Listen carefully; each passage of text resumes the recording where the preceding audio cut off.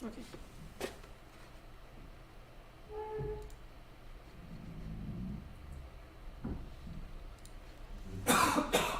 Okay, hello everybody. Today we will be talking about breadth first search and some other stuff similar to that. Like some different graph algorithms. Okay, so we will start from BFS. To be more precise, ND BFS. What does it mean ND? ND means that it is non-deterministic, so like it depends on their computation. Like, depending on the computation, the tree will be built differently. So depending on how it works. Let us like try to get why and how should it work.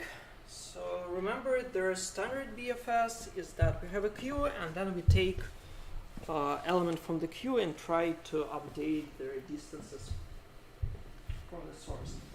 Right now it will be a little bit different. So we will have a frontier. So we will be working at the running time of the size of the number of frontiers. What does it mean, the frontier? The frontier is the number of the vertices that are in the frontier of I, and there is an I plus 1 frontier. It is the neighbors of these guys, and that never seen before. So it is U1, U2, UK, I plus 1. So the frontier is exactly their total number of vertices that are on the distance I from the source. So if you this is our BFS tree that is built somehow, some way. So these are the levels. So this is the first level, second level, third level, or fourth level, and etc. And these levels are frontiers.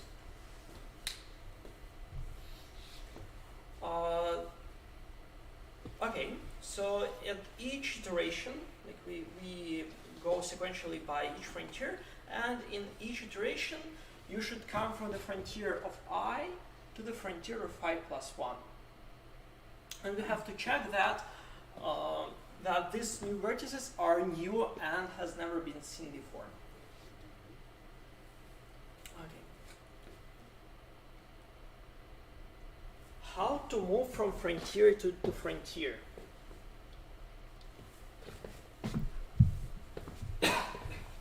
So at first we will have some function that we will use right now. We will use for that CAS, which is compare and swap. And swap? What's that? Who cares? These are two operations that are similar. Compare and swap, and what we're going to do, we will be trying to look over all the neighbors of V1. So these are the neighbors of V1. These are the neighbors of V2. And so on. These are the neighbors of VKI.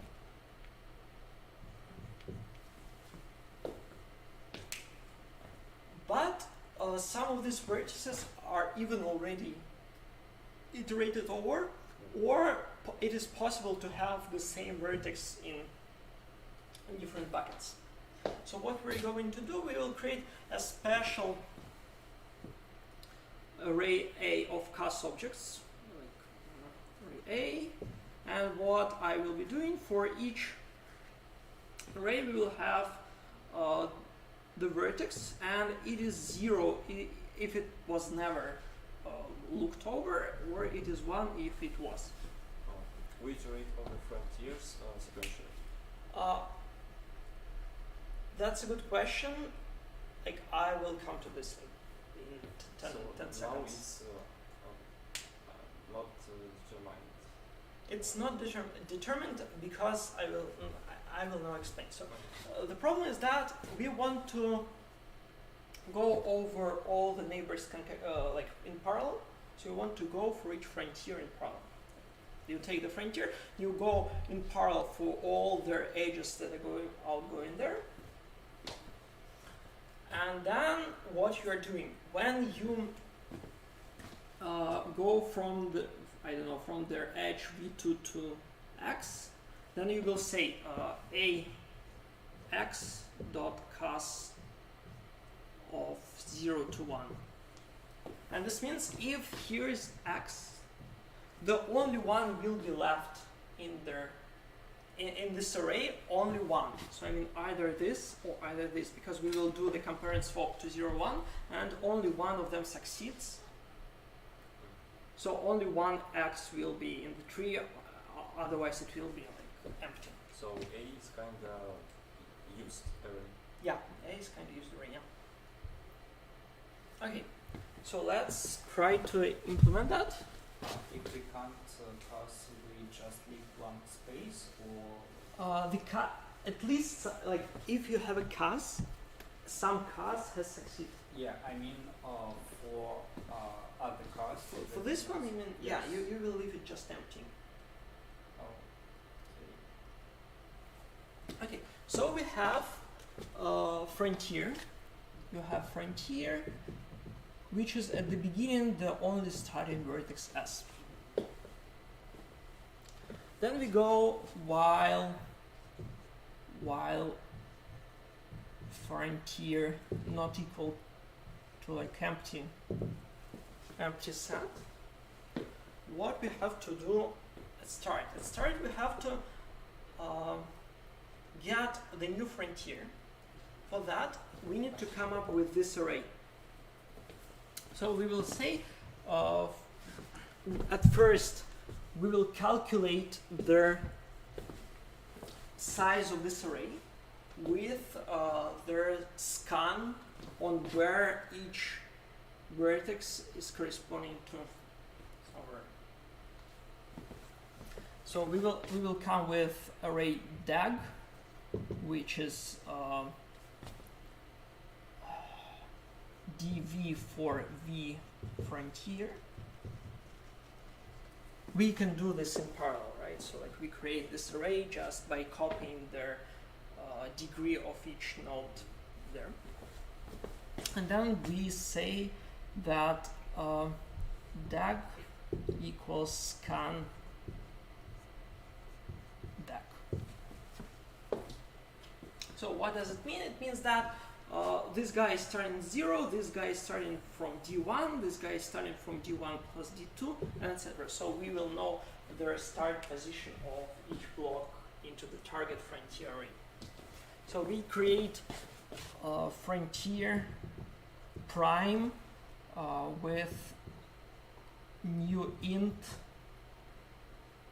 of dag, like their dag, like I mean the sum of dags. We can get it from the scan.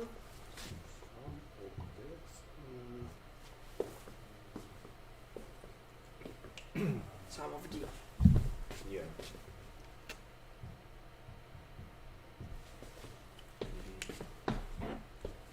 Like that. Okay, so now we know that we will try to write into this array.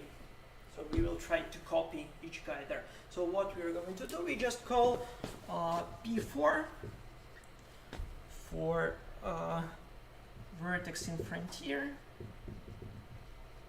and then I go P4 for all the neighbors, and I would say if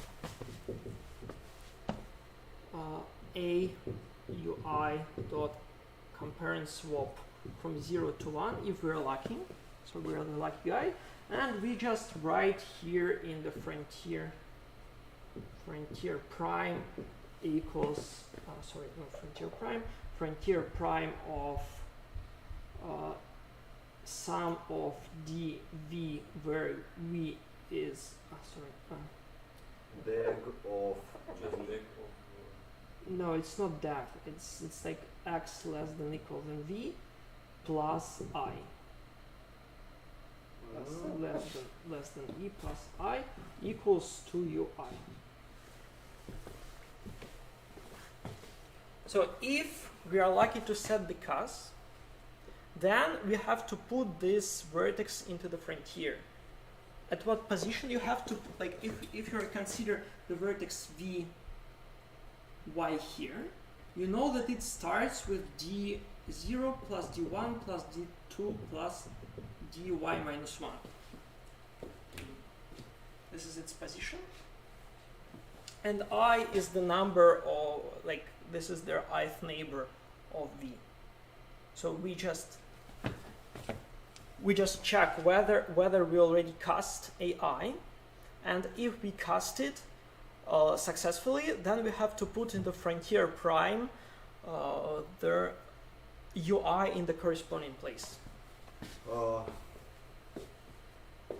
This index is the same It as is deck. yeah. It is DAG. Yeah, I agree with you. It is Deck of index of DAG v. of v. Yeah, that's it. Not v, but it's index in our previous frontier. in DAG. Yeah. No. In this DAG. This is the DAG. This is their partial sums. Okay. Of everything. So this is the partial sum for v plus ith position there, and then finally, to get the proper frontier, you just say frontier equals a filter frontier prime and not equal than empty. You just filter everything out.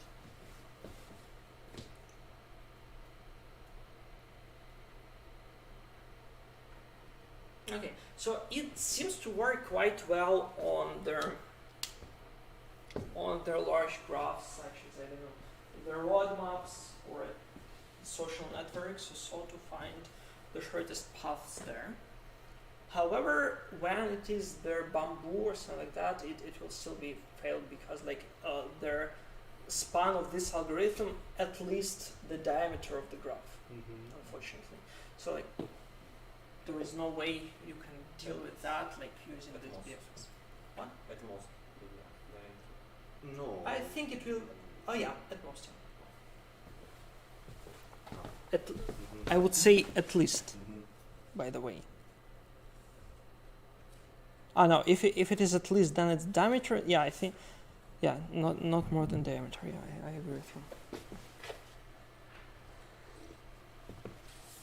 Okay, so as you can see, we finally used compare and swap, and we introduced compare and swap into our fork join routine. So you can use it further. Of course, it will be also complicated if there is like kind of large node where lots of guys trying to write into it. So like this cast can happen to be a bottleneck there. So from now, our model is something like real machine, yeah? Yeah. So this non-deterministic BFS is going to be your second practical homework. Okay. It isn't very hard. Yes. So what you should do, you should take a cubic graph, the adjacency matrix of the cube.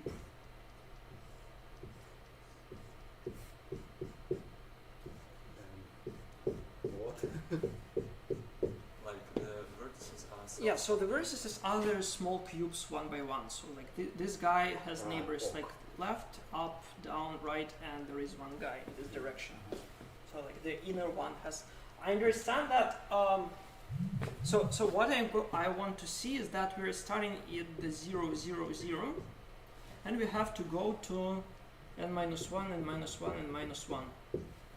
We need to find the shortest path to n minus 1 and minus 1 and minus 1.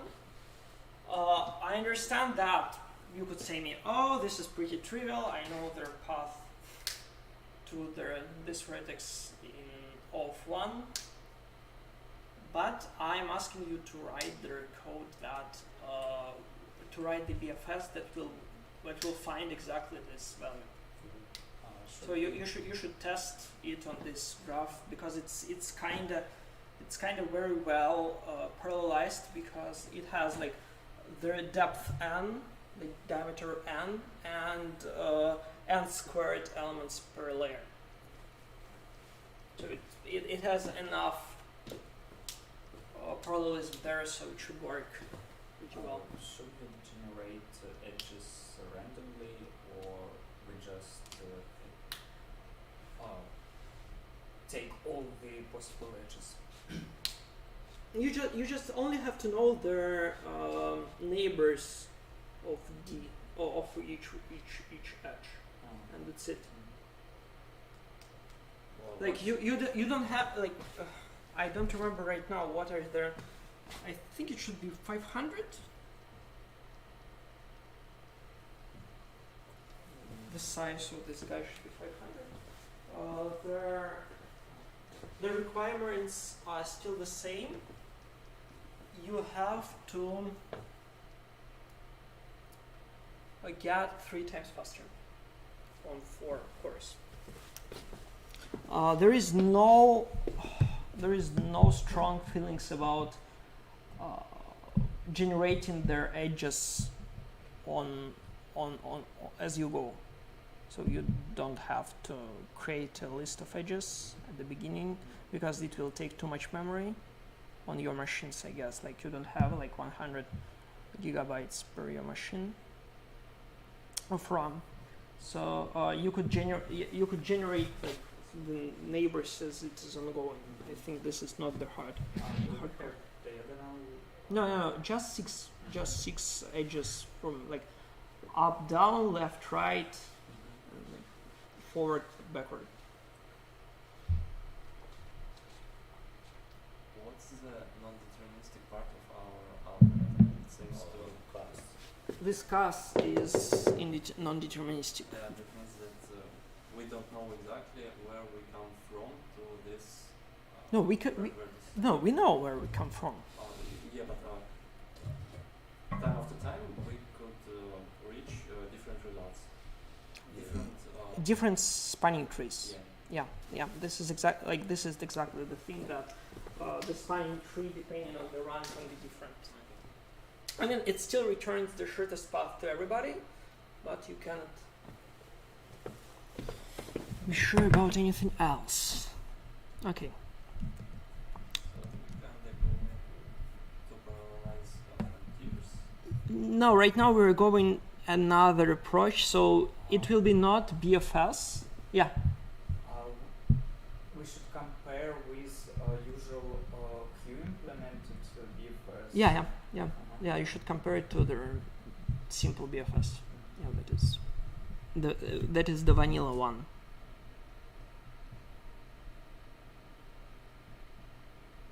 Okay. Now it will be an interesting algorithm, which is quite complicated to write. Okay. Let's talk about it. So, like right now, we are trying to solve connectivity problem. So we need to find the number of connected components. Okay, or at least like finding the spanning tree. For example, finding the spanning tree of the graph. So we're not doing the BFS right now itself. We just try to find some spanning tree of the graph.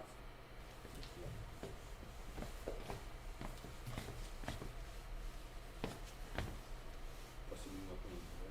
Sorry? Possible not minimal. Yeah, possibly not I mean, it is spanning tree. It's not the minimum spanning tree. Okay. It's the spanning tree of the graph. Okay, I have to start with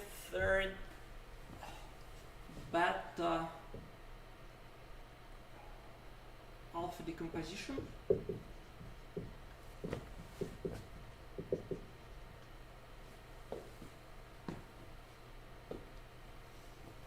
be more precise, I think we need this one. So what this decomposition is doing? It take the whole graph and decompose it on their subsets. So here is graph that, here is subset here, here is subset here, and they have some edges in between them.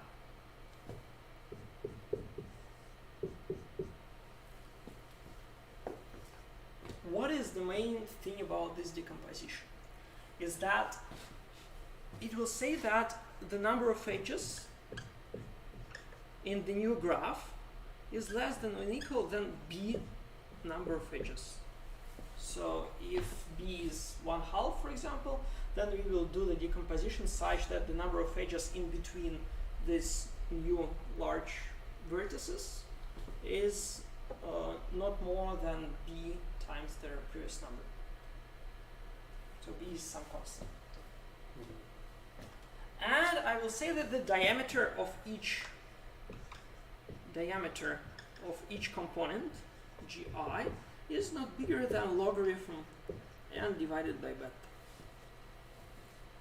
So yeah, so it is possible to make such a decomposition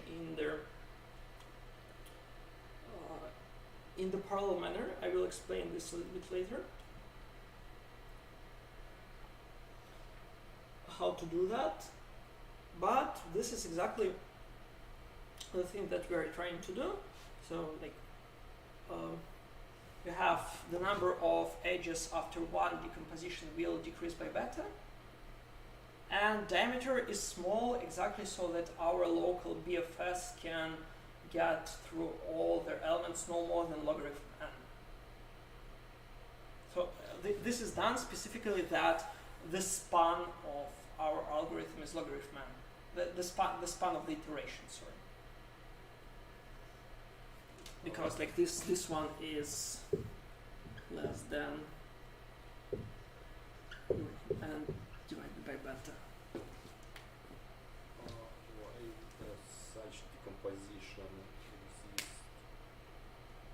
Yeah, there is a special paper for that. It Okay. explains how to build. I will explain how to build this decomposition, but I'm not going to give you exactly details why it has this property. Okay. But like if you have this decomposition, is it clear how to perform our algorithm? Before over each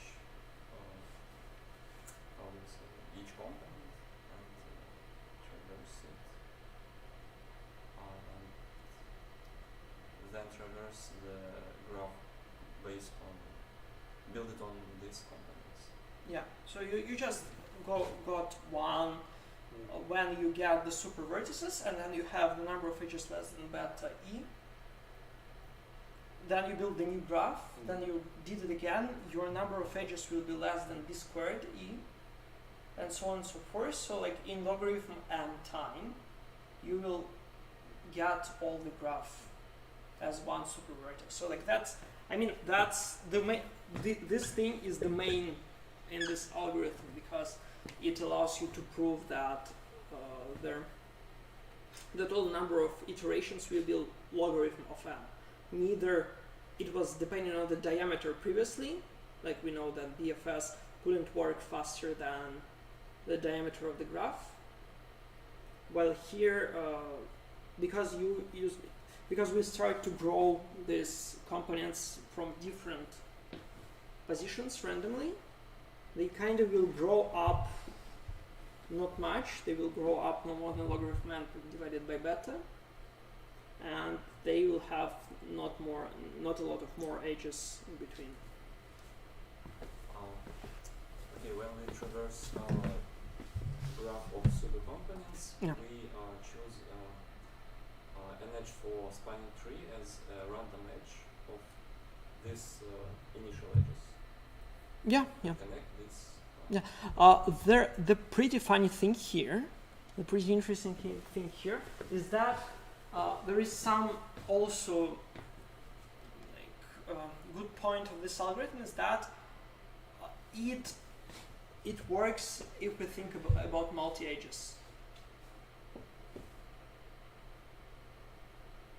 That's very interesting. Like their drawback, look, not the drawback, right? The good thing about this algorithm is that if you have their graph with multi-edges and their edges, then after this decomposition, it will be less than beta multi-edges. So it kinda crosses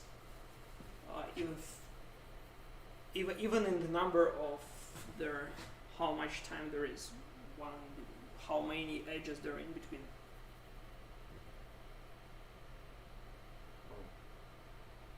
So I mean, you don't really like in some sense you're taking all the edges that were from the beginning on each iteration. So that at each iteration the running time of the algorithm will be of m, because we could have multiple edges. There. The good point about multi-edges is that that each time we collapse all multi-edges. Yeah, I mean, we don't have to collapse. Like in this algorithm, we don't have to collapse because like that's the neat thing, is that number of edges still will be decreasing by beta, no matter if you collapse multi-edges or not. I mean, you always, but anyway, you can always collapse using like their radix sort on n, where the vertices on the new vertices.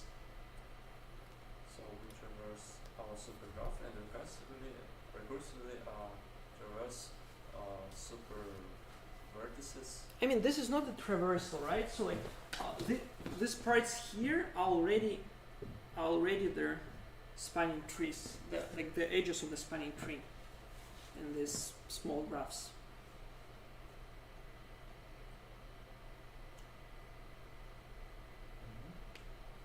What is I mean, how to build the spanning tree? Because I haven't explained the algorithm yet. It is probably a little bit complicated to understand right now. But the idea is the following: you just you didn't explain how to build this decomposition. yeah, this I haven't explained. But like, what the issue, the thing is that okay. Let me try to explain how decomposition works, and possibly we come back here and I guess you understand everything. So how we will building the components? So we will have an exponential variable, exponential random variable, and we have the like each node flips a special coin that is distributed exponentially. So why you need this is that at the start there will like the vertices v2, v3, and etc. So kind of we will have this one is for the first step, this one is for the second step, and this one is for the third step, and so on. So kind of you draw it exponentially, and like, but you can. I think you can do this as like in skip list, where you like flip a coin with probability 1/2. You leave this on this level, and then on two levels you just on two levels there are two positive flips and so on. But I'm talking here about exponential error. It's kind of the same here. It's kind of choose randomly the layer. Yeah, it's kind of chose randomly the layer. Yeah, so like there. So that it approximately will be that on the start there is one vertex, on the second level there will be two vertices, and so on. So like that's the thing that we need to consider. What we are doing here. we take the vertex V at the beginning and make steps of one edge that becomes their edges of the first, and we color them as the first color. Then on the next step there are 3 vertices. So we take V2, V3, and what we're doing, we take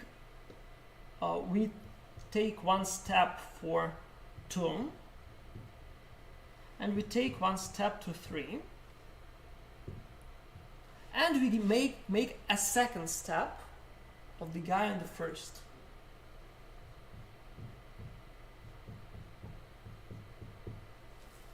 So kind of the BFS will grow layer by layer from each vertex. So at the start we take the vertex V1 and make one iteration of breadth first search. Then we take all the 3 vertices there from the first bucket and from the second bucket and make one step more. Then we take all the vertices here and make one step more, and so on. So like our BF, like this is kind of will be there the number of BFSs that are growing from the vertices without any without any synchronization there. And of course, if the vertex already have a color, it does nothing.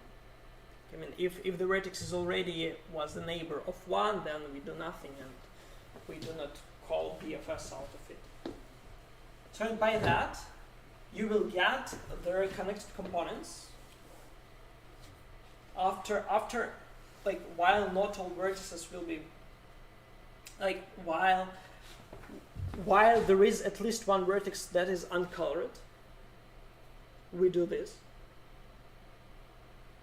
And their decomposition claims that if you do it that way, you will get beta logarithm n divided by beta decomposition.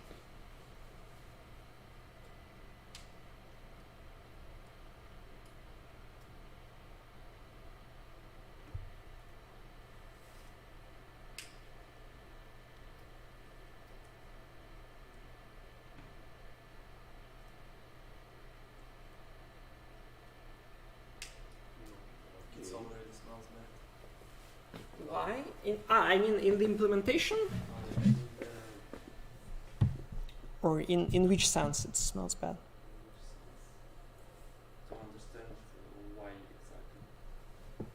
exactly. Okay, there is kind of, I don't remember right now like how it is exactly proved, but it goes over all the edges, and the question, will edge will come in the middle between 2 components? What does it mean? Is that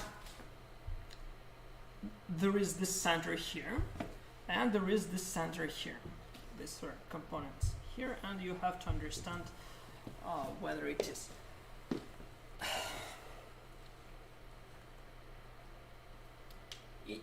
It appears like if you calculate their expectation value, this edge will be in between 2 components with the probability of beta.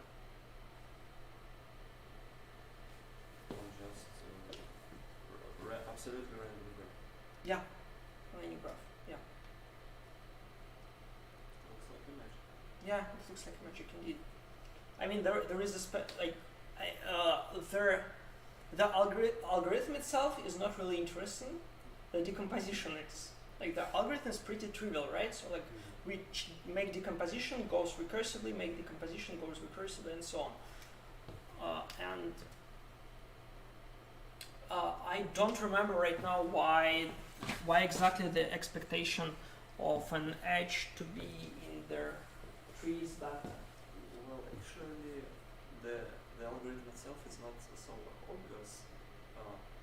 As we built the decomposition, we already traversed our components Yeah. with BFS. Yeah. So we can save our spanning trees for each component. Or not? Yeah, we are saving like all the, yeah, that's that's by the way coming to your previous question, right? That you asked me. When you do this, you have some components with their spanning trees inside. We take the edges that are in the spanning tree to our answer. So kind of there, you build their spanning tree for each of these small components, and then you go recursively. So like then some edges in between these new components will also take into a spanning tree. Okay, it seems that span of decomposition is about logarithm. Some polylogarithm, I would say, because there are like some. Yeah, traverse. Yeah.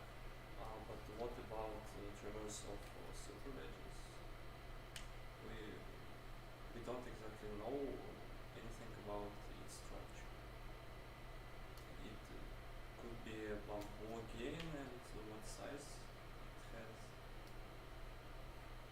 Yeah, it can be bamboo, and what is the problem with What's that? the problem that we can we obtain a bad span again? I mean, you will still obtain like this depends on We their want to improve our span yeah from previous algorithm. yeah. This is logarithmic span. Okay. With decomposition, the span is fine. Yeah. But what's the span with fine option? The one thing to ask is we don't build decomposition recursively. We do it once.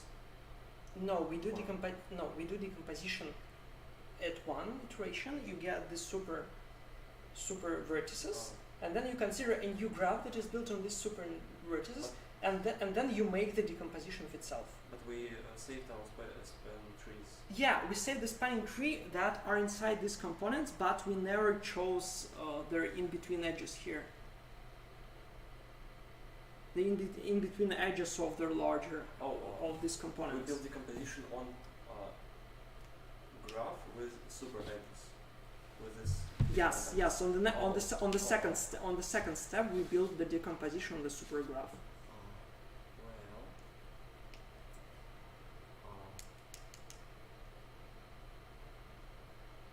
Now it becomes more clearly. So we.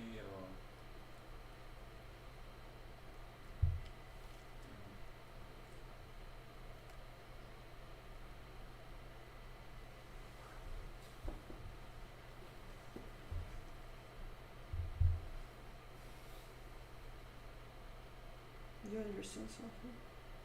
Hmm? Do you understand something? How will everybody say about the bed?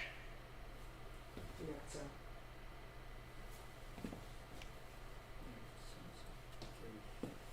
So we expect span to be some polylog of n.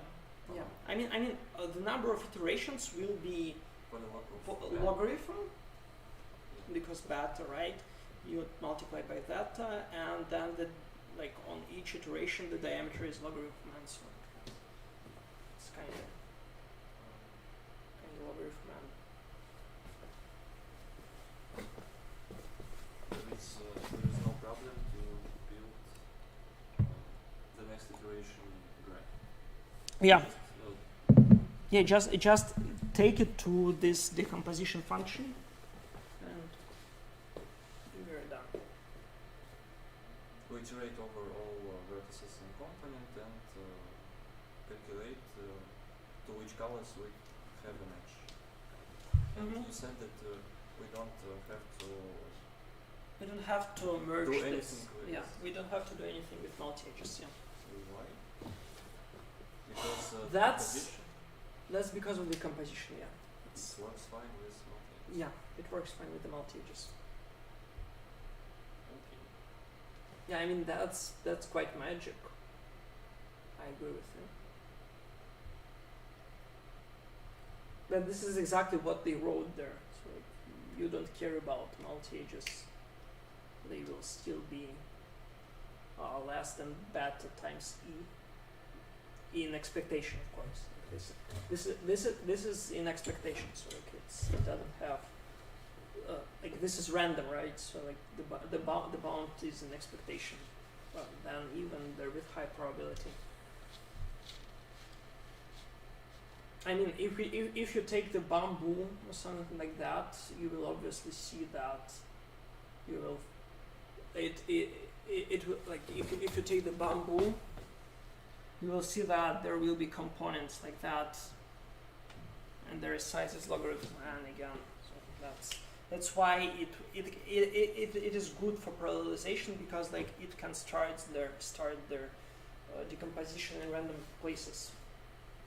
Can compress long paths. Yeah, it's kind of the compression of the paths. Yeah.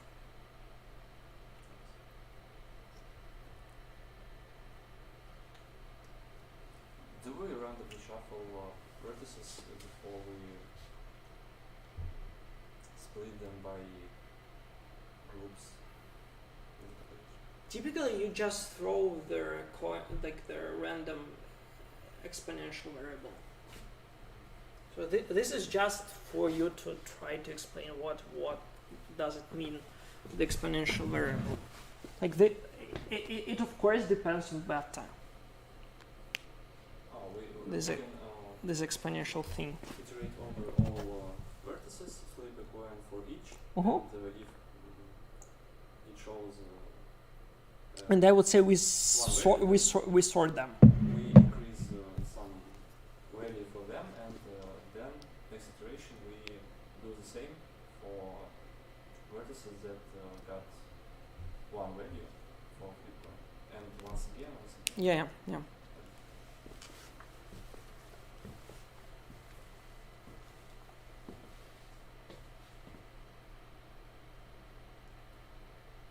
Any more questions?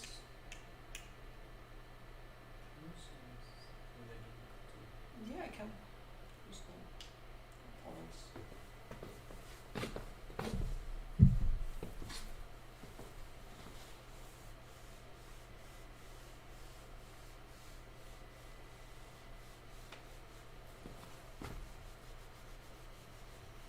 That's all what we need to know. Yeah, that's all that you need to know about this algorithm. Yeah. I mean, we already talked about how the algorithm works later, right? If you have decomposition, you just do their decomposition. You find like the edges of the spanning tree. Then you go for the super graph. You run their decomposition on it again. Take the spanning tree out of that, and like go further and further. I can believe that amount of edges is multiplied by beta, but the diameter of graph being logarithm n divided by beta is kind of weird thing, because we choose first vertex, and after about logarithm iterations we get all. Yeah, but the traversed. problem is that the exponential variable itself depends on beta. Like it's not Ah. it's not 1 to 4 or so. Like it depends on beta. Depends on that. Yeah, so like that is why it is logarithm n divided by beta, because like it can be, it can grow slower than the 1 over. So this one was for 1 over 2, and it can be a little different. Okay.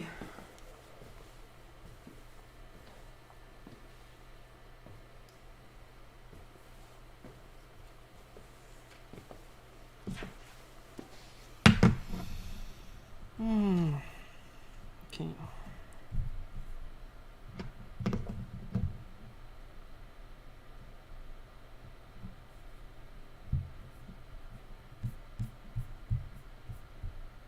Let me talk with you about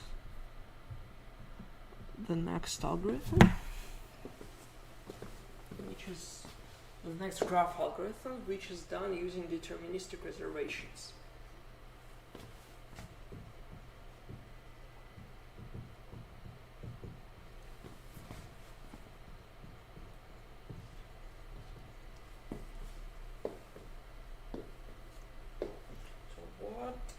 What we're trying to solve using this approach, we will try to solve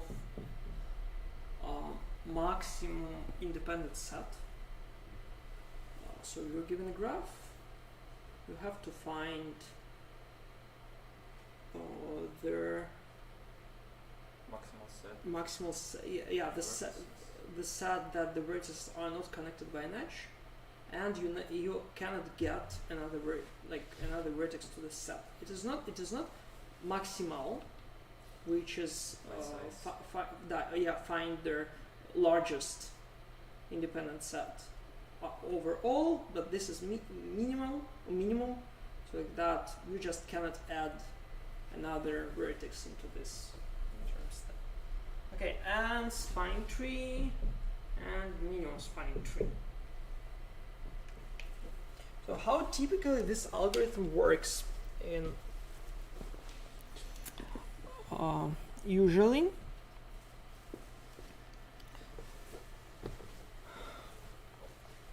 like how minimum spanning tree works. We take an edge, the first, so you have their first the edges that are sorted in some order. To be more precise in their increasing of their weights, you take one edge and update their disjoint set union data structure that U and V are now connected. Okay. Instead of that, we'll try to do different thing. We'll try to join several components at the same time. So we will take a specially written constant D that gives us, like, we will take D first elements and try to apply it. Like try to connect all their for each node all the pairs of edges. What we are doing, so I will tell you right now about spanning tree, not minimal spanning tree. Like the spanning tree is the thing that builds us some spanning tree in the graph, and this deterministic reservation will build our spanning tree no matter what random gives us. So it's so if there is like there is an edge UV, you want to do the following. You want to take UV and try to add an edge in between them. So what's happening there? Like that's try to do the following. So there is a reserve operation. So we will take an edge UV, and then I will look into my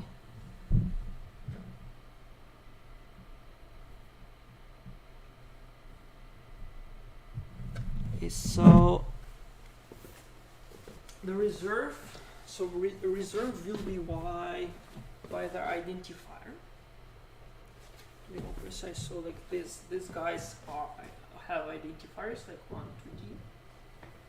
What we're doing, we do U equals find of UI, V equals find of VI, and then if they're already equal, then return 0. Then you say if U bigger than V, then swap UV, and then you say RV dot reserve I. What does it mean?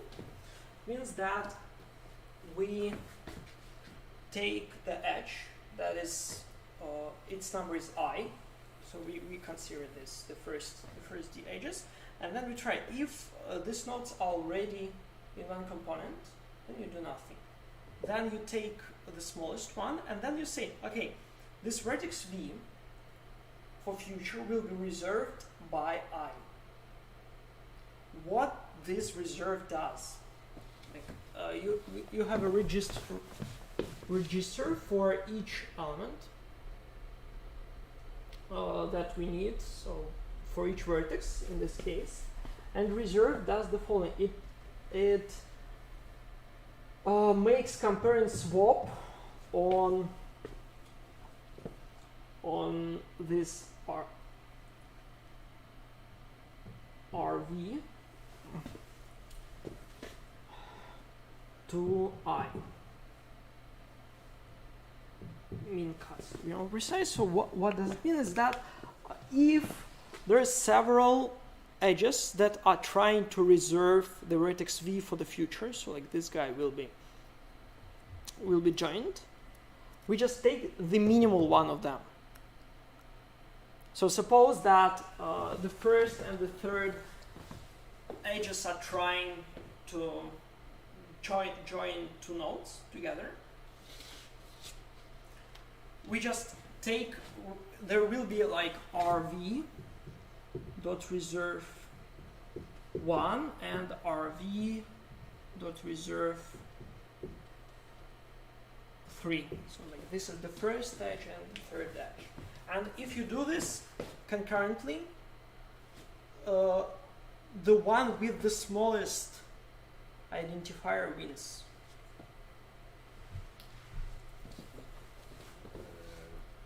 Does Why? such instruction exist?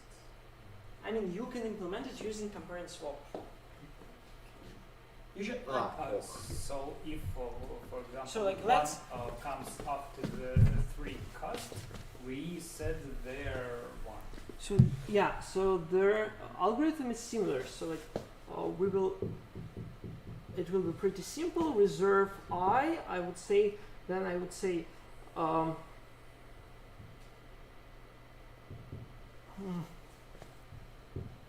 while RV is bigger than I, we will do if cas of RV to I, then break.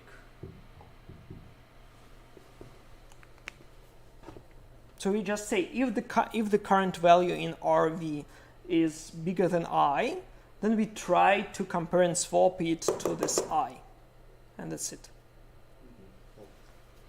So this is pretty simple. Okay, then after we run all the reserve operation on this prefix, we run commit I. What's happening there? We just U find UI, V find VI, then we take V as again we if U bigger than V, then swap UV, and then you say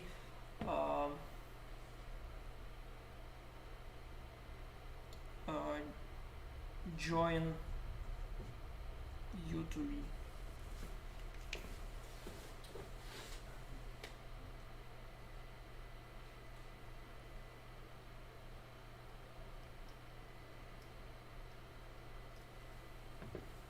Oh, yeah, then there is some mistake there, of course.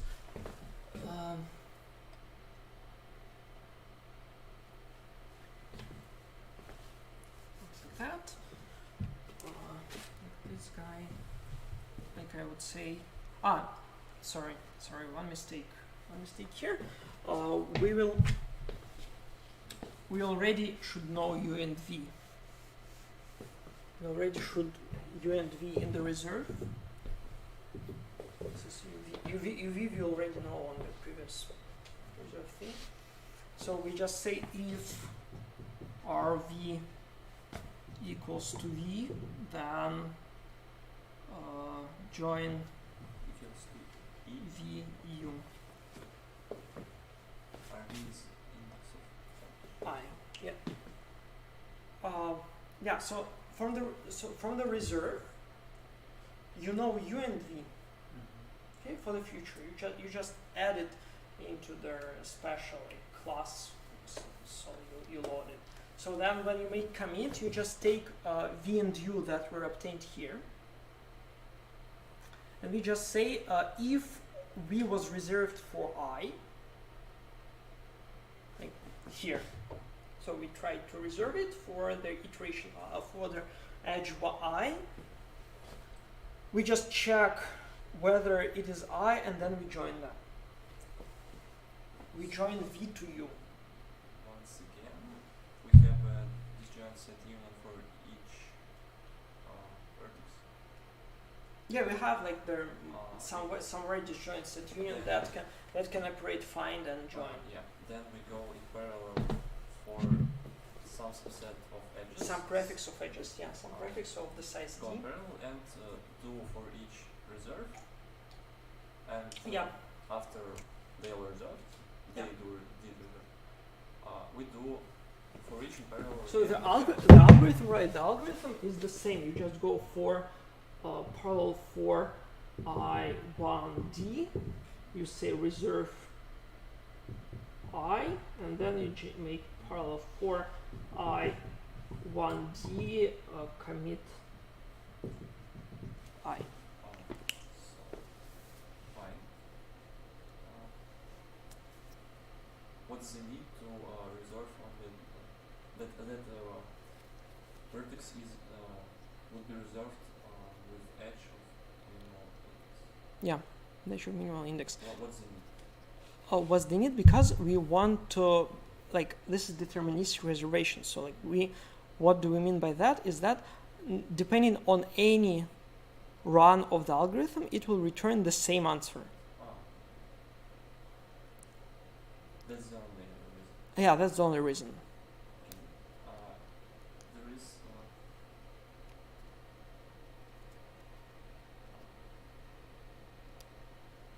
some shadow on how does the joint set union works in parallel, because usually find Yeah. So rebalance. you can see here, like, we make parallel for reserve. Yeah. So during this reserve iteration, nobody join anything.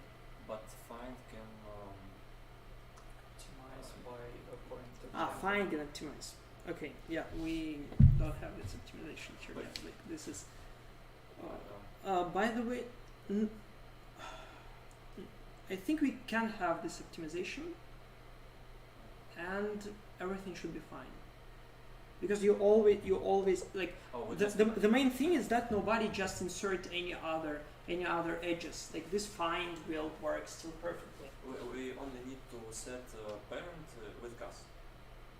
We don't need cas.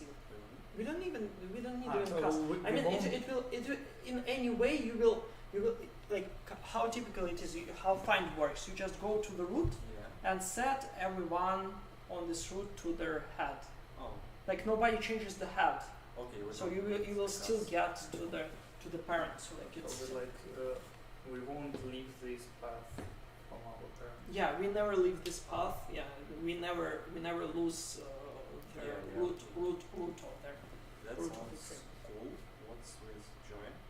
Yeah. So with join we just said okay, we try to commit it like that. We check did we took this edge.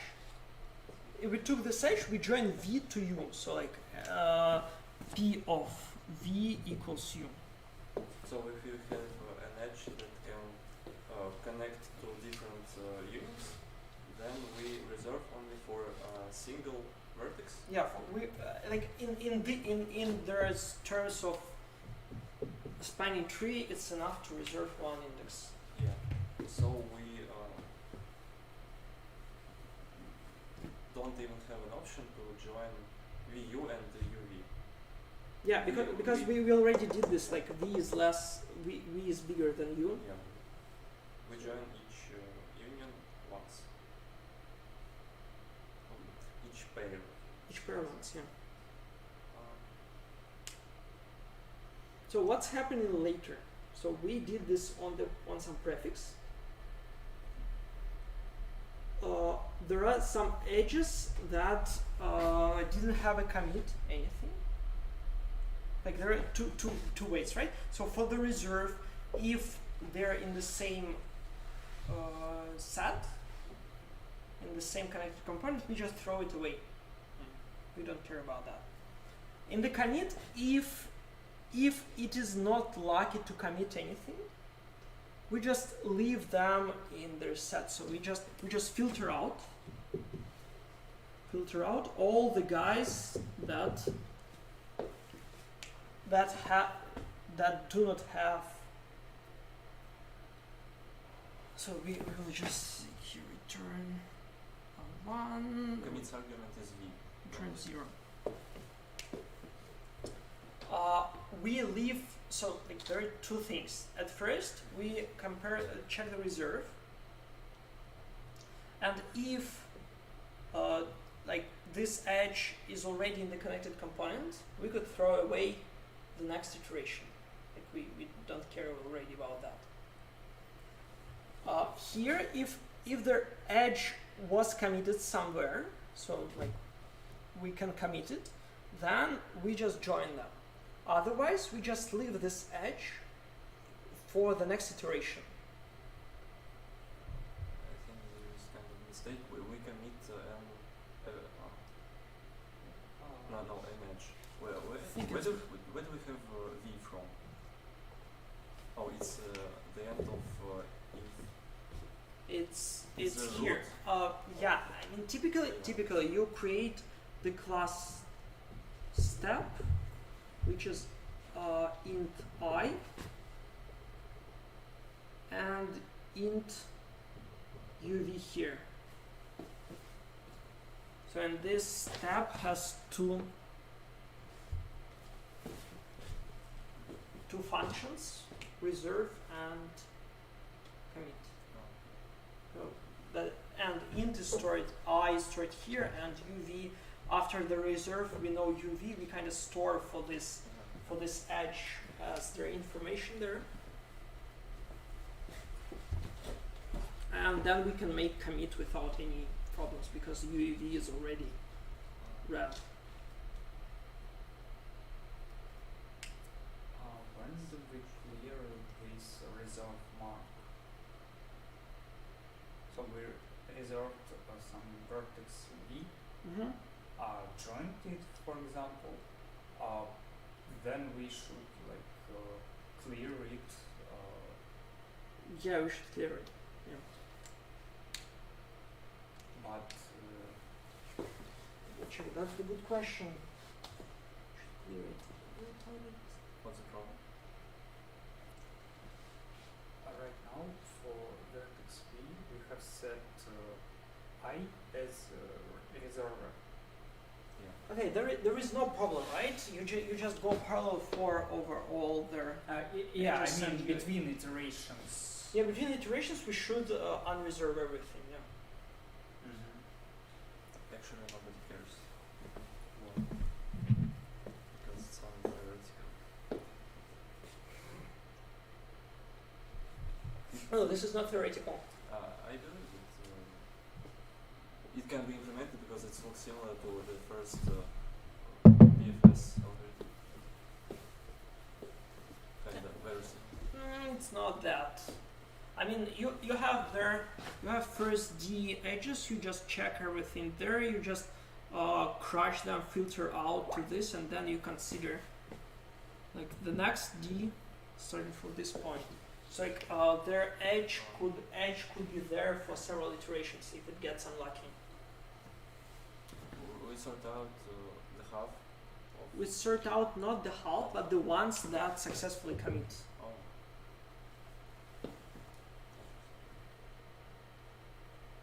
I mean, and there is a problem on how to find the proper D so that you will get a, like, because if your D is 1, then this is the sequential algorithm.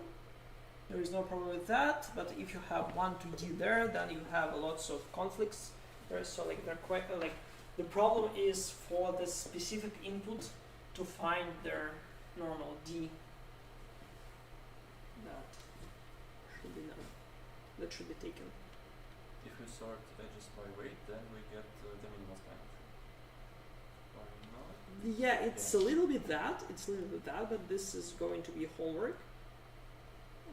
Whether to write reserve and commit, they're similar, but you cannot do several things there. You have to be more like it will be a little bit different if you will think. Reserve edge was minimal index, so it should be the answer. Because No. the edge with minimal index vertex is minimal length.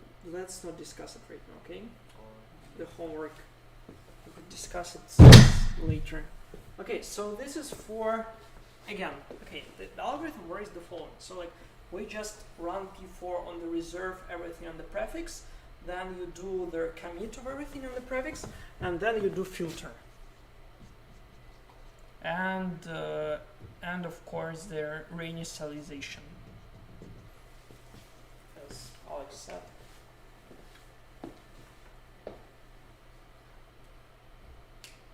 Okay, this is the MST is going on to the homework. What about minimal independent sets? Let's try to write it in reserve and commit fashion.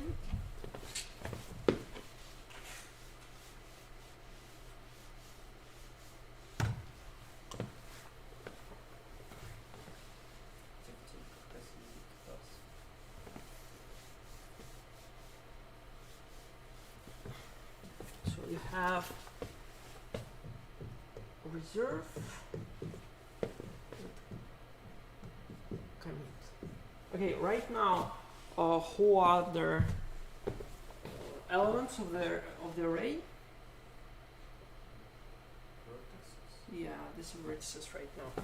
So it is v1, v2, vd. Okay. we need to find some independent set, maximum by inclusion. Maximum by inclusion, yeah. Not exactly a maximum by set. Not exact maximum. By inclusion.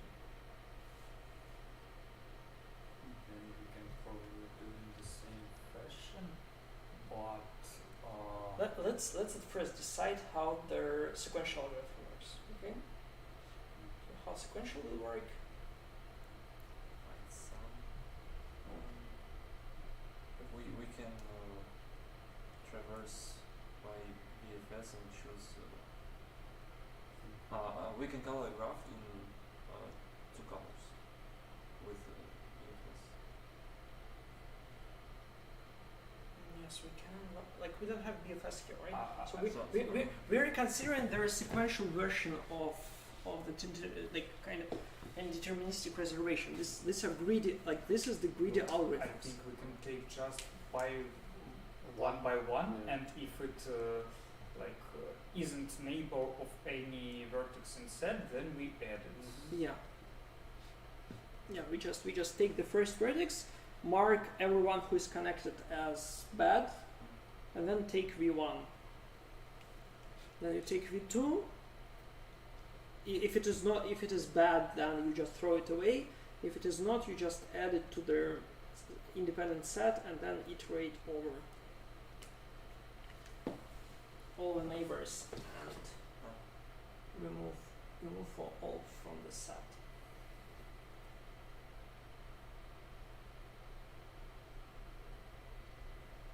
I think we can keep something like array of used neighbors Mm-hmm.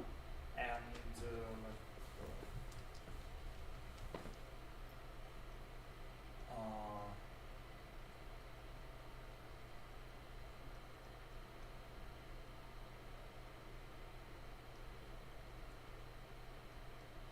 you have multiples?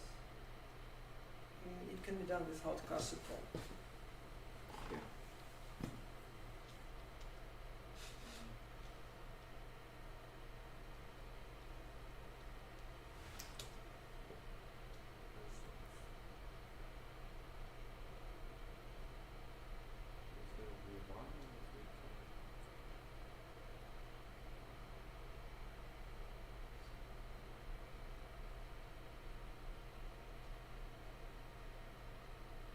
Okay, let me write it and then I think so like we reserve I, so we set d equal to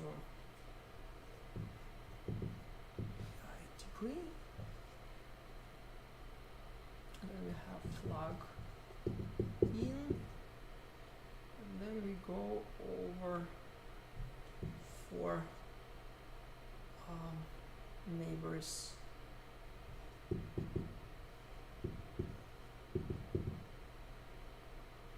Let's see. neighbors equals to I and j. Then if neighbor's labor is less than I, then we just check if f of n equals in, then we say flag goes out and return,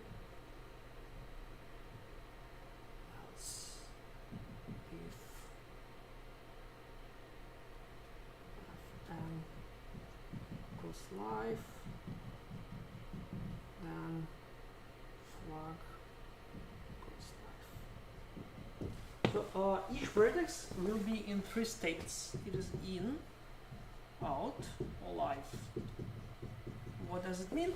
In means that the vertex in already independent set.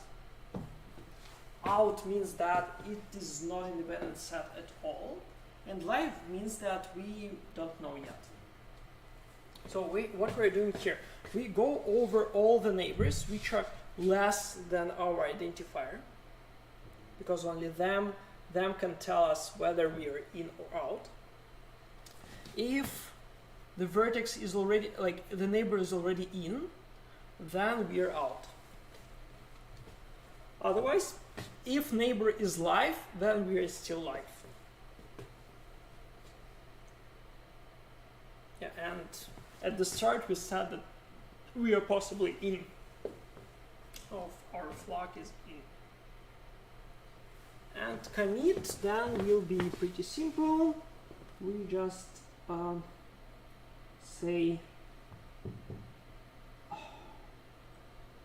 f of I equals to flag,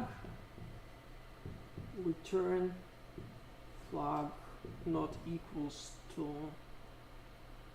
live.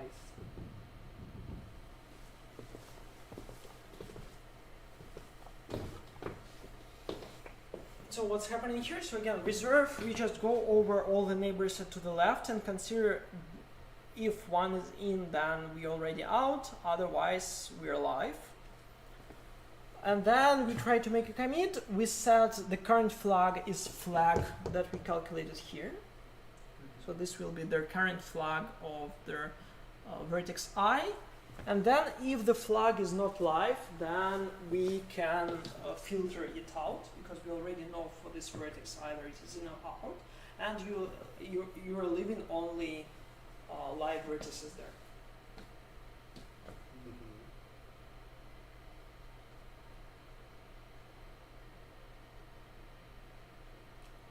So we want to unconditionally keep vertices with lowest possible indices, and if it's greater, we do the check.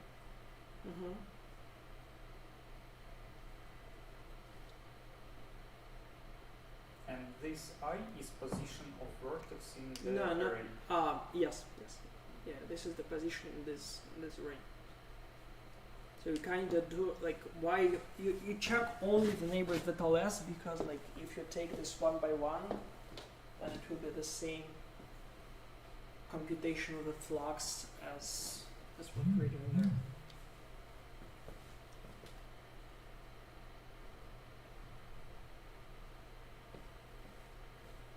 Okay.